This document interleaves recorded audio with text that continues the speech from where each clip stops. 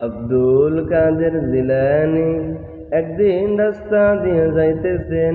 হঠাৎ তার সামনে একটি কুকুর এসে বলল, ও আব্দুল কাদের জিলানী, আপনার কাছে আমার একটি প্রশ্ন।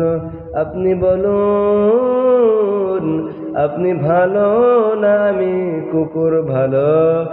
এবার আব্দুল কাদের জিলানী খুব বিপদে পড়ে গেলেন আর বললেন, আমি যদি এখন বলি ও কুকুর তুই ভালো, তাহলে আমার কোরআনের কথার উল্টা হয়ে যায়।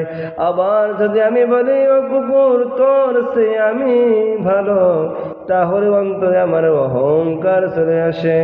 এবার আব্দুল কাদের জিলানী নিজে থেকে উত্তর দিতেছেন, ও কুকুর তুই শুনে নে রাখ, আমাকে আল্লাহ রাব্বুল আলামিন মৃত্যুর পর যদি আমাকে ক্ষমা করিয়া দেয়, তাহলে হে কুকুর তোর সে আমি ভালো।